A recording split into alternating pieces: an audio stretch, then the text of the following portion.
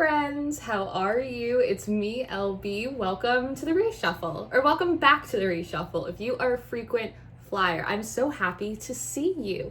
This week, we are going to do a little bit of a check-in with the Aquarian Tarot, this gorgeous blue backing on these cards. And I decided to put on my little blue dress today. On the Patreon, we are doing weekly collective readings, and the one that I have just done for the 7th to the 13th, this coming week, there is a lot about blue. Blue as it pertains to the throat chakra, blue as it pertains to archangel energy, blues as it pertains to calming, soothing, regulating energy that we all need, and also blue as it relates to the truth. Even the first card that we have coming out in our reading today is very, very blue. It's like one of those, what is that? I live in a blue house with a blue window. There's something really cute and funny about the power and the healing qualities of blue that are coming in. So you might be seeing like Blue's Clues, Bear in the Big Blue House, Blue Moon. Like it might just be like really obvious. Seeing people wearing a bunch of blue, seeing blue cars, like just feels like blue is gonna get really spotlighted for us this week. We're also going to use the Dreams of Gaia deck, which is really bold and abstract and like really in a league of its own. And on the bottom of the deck, we have faith. And I feel as though there is like a fresh infusion of faith that is coming to the collective this week. One of the cards that was really prominent in this coming week's collective reading is this Heaven and Earth. And it did appear with the Union card. And I believe that this coming week is a week of closing the gap between us and our faith, between us and our power, between us and our compassion, between us and even like the inner critic. Like I almost see a lot of you wanting to draw the inner critic even closer to embrace it and go, thank you for wanting me to be perfect. Thank you for wanting me to be on the mark. Thank you for remembering what happened to us in the past when we weren't perfect, when we didn't perfectly mask, when we didn't have it all together. Because again, these are the aspects of you that are trying to improve, maybe in kind of like a less constructive way, but it is trying to perform a service for you. There's also this beautiful energy of faith and compassion and optimism that I really feel rising in the collective spirit as an antidote, a soothing balm to the cynicism, to the meanness, to the bitterness that we see so rampant in the world right now. And I feel like a lot of you are really being called to be so disciplined in your goodness, to be disciplined in your compassion and your empathy and your love. A lot of you might be seeing a lot of symbols and signs around things like snakes, around things like the enemy, nightmares. There's sort of a feeling of like some of the less positive reflections that exist around us coming in and really trying to poke our buttons a little bit, especially while Mercury is just trying to get direct. We're just trying to get out of eclipse season. We're just trying to wait for the Venus post shadow. It's like we're trying. We're trying. And so I feel like collectively a lot of the guidance right now is not on these like external efforts, but instead on these internal reclamations of faith, of compassion, of value, of self-respect, and really allowing ourselves to just like reset like the floorboards before we like kind of tumble in to a brand new season. Because as I've been saying, we had our spring equinox, which is our astrological new year, in the midst of eclipse season and double retrogrades and in the middle of the world being crazy. And there's no way you're gonna feel like footloose and fancy free. Like that doesn't feel very springy to me. So I feel like spring is sprunging a little bit later than we would have preferred, but we are getting to start on like a really gorgeous foot. At the bottom of the deck, we do have the Hermit and we do have the 10 of Pentacles. A story that has come up a few times this week is the story of Martha and Mary in the Bible. And it's essentially a story where Martha is running around, she's trying to cook, clean, get things together, and she would really like Mary's help, but Mary is sitting there spending time with Jesus, her son, and Martha goes to kind of complain to Jesus and say like, hey, could you ask Mary to come help me? Like, I'm kind of drowning over here.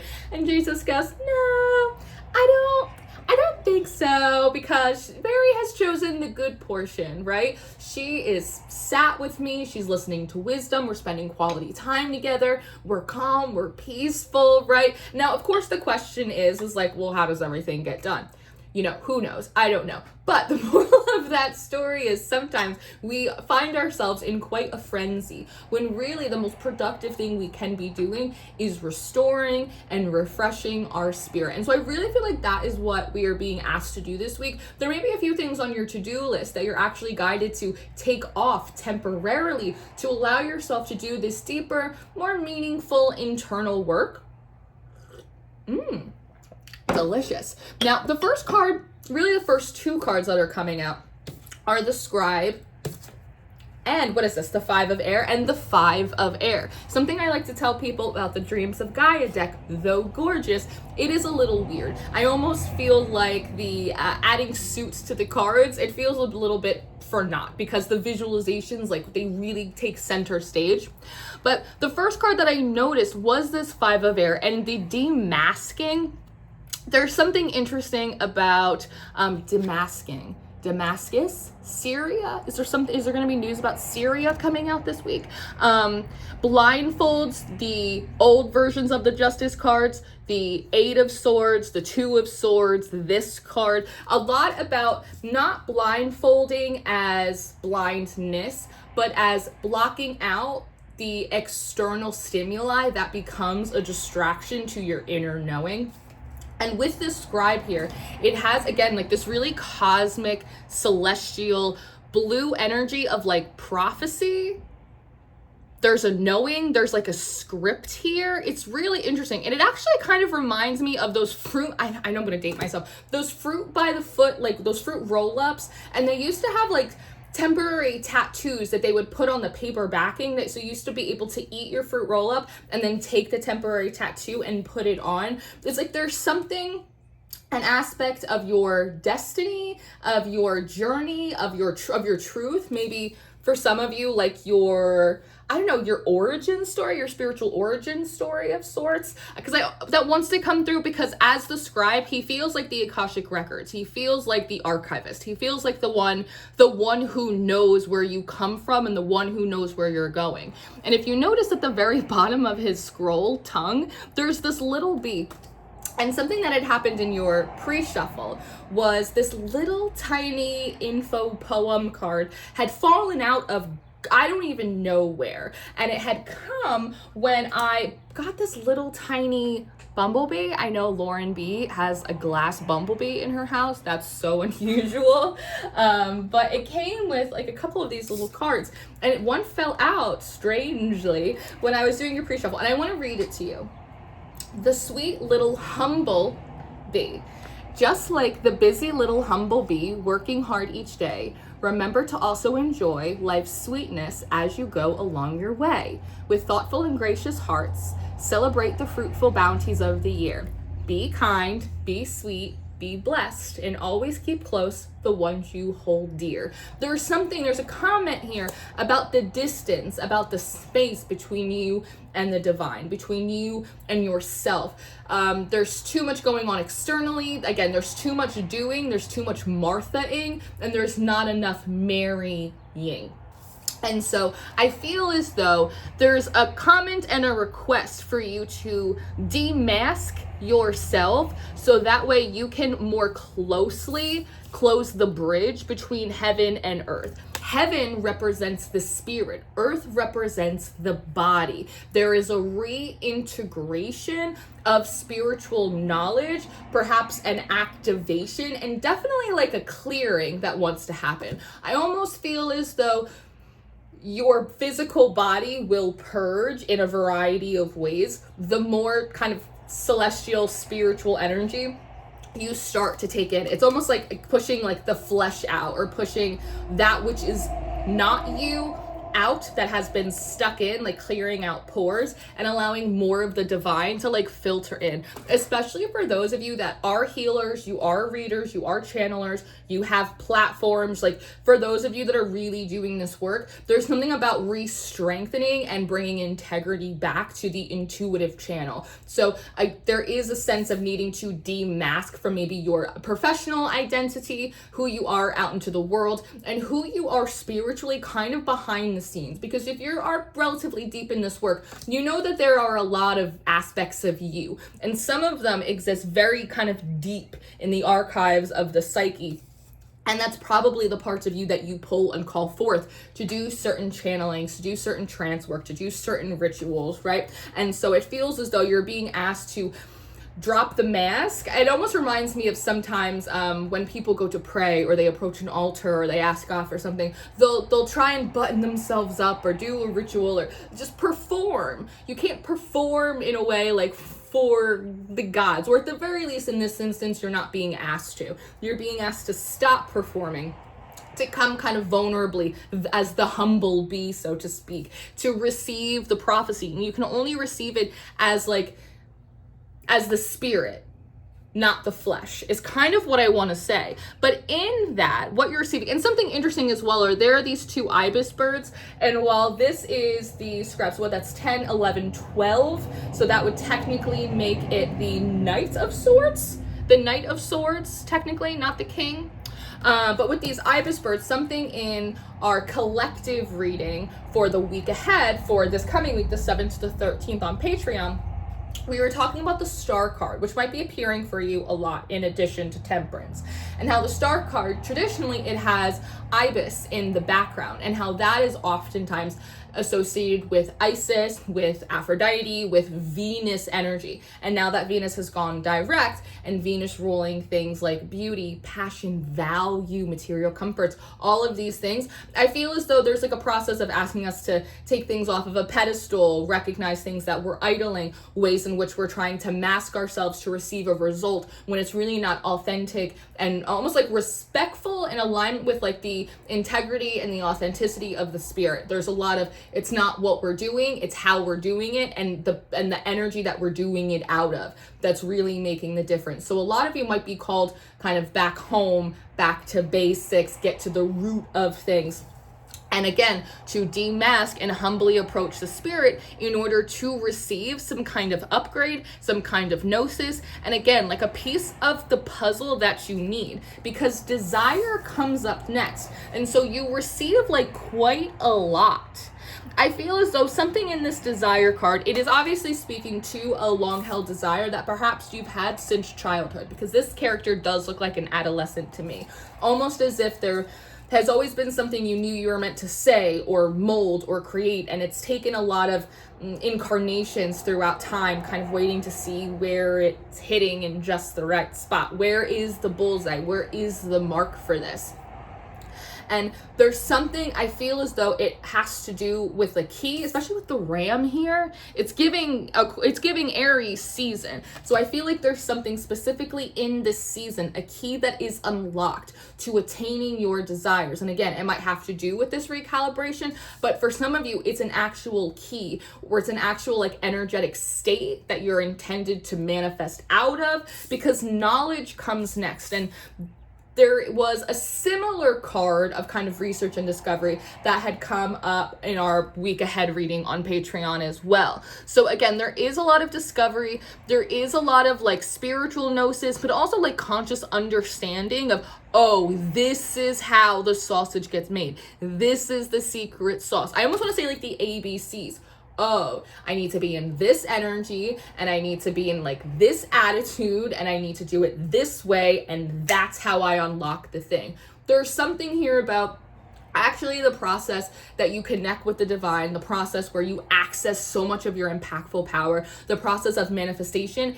It's not that difficult, but it is unique for every person, has a very special and personal process that they go through that unlocks it. So it's like not everything will work for everyone. There's sort of a feeling of the process of getting it from heaven to earth actually isn't as chaotic or unpredictable as it might seem. There is a special formula. You do have a secret sauce. It's just about dropping the facade enough to figure out what that is. Like, for instance, for me, just as like a little anecdote, something I've always had a hard time with is money bowls. Do not ask me to make you a money bowl. It's not gonna work. And for me, like rice is not, while rice does represent abundance, rice is not like an abundant grain in my practice, which makes sense, because like my ancestors like didn't have a lot of rice, right? So like my magic doesn't like flow through rice, and like money bowls are like, they're not like the proper vessel for me to request or try to like conjure that energy forth. There's other methods that are like much more effective for me than like a bowl of rice and some cinnamon sticks, but that works for other people because it's part of your formula. It's part of your secret sauce. It ain't gonna work for me though, and it took me a lot of rice to figure that out. And I giggle about it because the card that comes up next, it's the Nine of Pentacles. It's the Nine of Earth. So quite literally, there is something that was deposited in you, maybe to be revealed, almost like an inheritance or like an endowment that only gets released when like you hit a certain age. It's like you have to hit a certain age, or you have to hit a certain frequency or a certain gnosis in order for that inheritance, which is knowledge of how to do that. It is the secret formula. It is the family secret sauce, and that gets unlocked for you. And then you move into the Nine of Pentacles, which is fully one in your feminine energy. So like receiving, these are masculine presenting energies. So they're more architectures. They're constructing. They're in the doing, where this is in the being, in the receiving. I actually like how she has her little cup held out, like, and another, please. I think it's really kind of sassy and quite cute. She's quite calm and settled here. But the Nine of Pentacles, it is a card of reward after diligent Eight of Pentacles work, where we return and we return and we return and we return and we try to hit the mark. And eventually we do. And we have a deep sense of stability and satisfaction from not only receiving whatever materialism that you want, or whatever blessing or whatever breakthrough that you are requiring, but there's also stability and confidence and comfort in the knowing how to replicate that, knowing how to do it again, right? And so I think that is really beautiful. I also feel as though there's something about, and this came through on Patreon for this week, and I also did an energy working on the Patreon for this week that might really help you through this process if you're interested in that. But hold on, there's something more here that I want to pull out. The Six of Wands. So again, success and recognition. There is a reward that is in store for you this week. And it might, for some of you, it might pop up early, like an early seedling that's just popping out. I've been making jokes about how just like this little purple light looks back here. But it's like my cosmos and my marigolds, they popped up so much more quickly than I expected them to. I feel like there might even be like small drips and drops of like blessings and breakthrough this weekend to like really encourage you and kind of get you hungry to go, you know what, I am going to do it. I am going to get into meditation. You know what? I will do it. I really like that. There's gifts.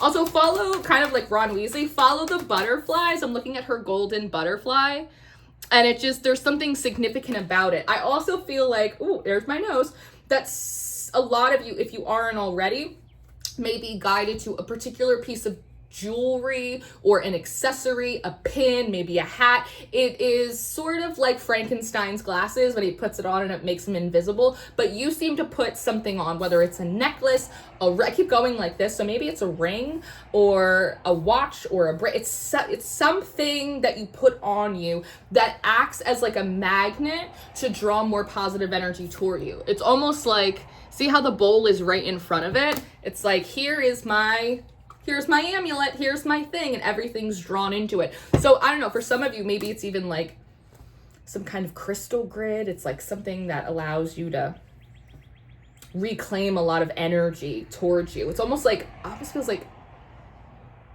energy forgot to visit you, like the energy of abundance, like forgot where you lived in some way. So it's like, I know that sounds funny, but that might be like how it actually feels. It's like, I used to be really lucky, and it's like the luck just forgot where I lived, or I moved and like the luck didn't follow me, but it's starting to.